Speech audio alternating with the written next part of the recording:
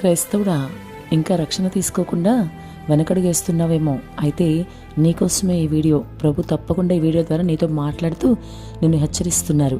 కాబట్టి ఈ వీడియో చూసాకనే నువ్వు మార్పు చెందాలని మరి ఎంతో ప్రయాసతో ఈ వీడియో మేము వీడియో చేయడం జరుగుతుంది. కాబట్టి నువ్వు మారాలి.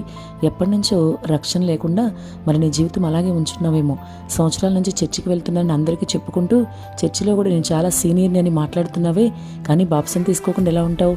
మార్కు సువార్త 16 నమ్మి బాప్సం పొందినవాడు రక్షించబడతాడు, నమ్మని వానికి శిక్ష విధించబడును అని వాక్యం ఎంతో వివరంగా సెలవిస్తున్నప్పటికీ వాక్యాన్ని పక్కన పెట్టి నీ ఇష్టానుసారంగా నువ్వు జీవిస్తూ నేను ఇదే విధంగా ఉంటాను అని తీర్మానం చేసుకున్నావేమో. ఇప్పుడే నీ తీర్మానాలు మార్చుకో, ఇప్పుడే నీ ఆలోచనలు మార్చుకో. ఎందుకంటే ప్రభు యొక్క రాకడ సమీపంగా ఉంది. మరి ఆయన వచ్చేసరికి నమ్మి బాప్సం పొందినవాడు రక్షించబడతాడనే వాక్య ప్రకారం నువ్వు బాప్సం తీసుకుని లోతైన మారు మనసు కలిగి నీ హృదయంలోనూ ఆలోచనలను మార్పు తెచ్చుకుని జీవిస్తేనే ఆయన రాజ్య వారసత్వం నీకుంటుంది. అయినా నువ్వు ఇంకా బాప్సానికి ఎందుకు వెనకడుగుతున్నావు? ఎందుకంటే నీలో ఏదో పాపం ఉన్నట్లేగా. కంటి చూపు ద్వారా, నోటి మాట ద్వారా, క్రియల ద్వారా, తలంపుల ద్వారా, ఆలోచనల ద్వారా అయినా సరే ఏదైనా పాపం నిన్ను ఏలుబడి చేస్తుందేమో. ఒక్కసారి నిన్ను పరిశీలన చేసుకో.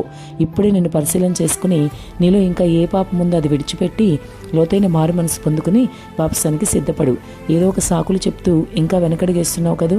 కుమార్తె వివాహమని, కుమారుడు వివాహమని, మరి నాకు ఇంకా బాధ్యతలు ఉన్నాయని, అవన్నీ అయిన తర్వాత మాత్రమే నేను బాప్సం తీసుకుంటానని రకరకాల సాకులు చెప్పుకుంటూ ఇంతవరకు బతికింది చాలు. ఇప్పటికైనా నీ జీవితాన్ని మార్చుకో.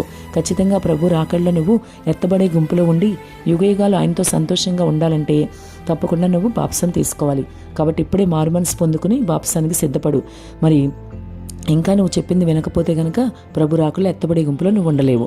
నిజంగా నీకు ఈ వీడియో చూస్తే ఇప్పుడు మరి దానిలో వాళ్ళు ఎలాగైతే బాప్సం తీసుకున్నారో, ఎంతో కష్టమైనా సరే వాళ్ళు బాప్సానికి సిద్ధపడి ఎలా తీసుకున్నారో ఆ వీడియో నువ్వు చూడు.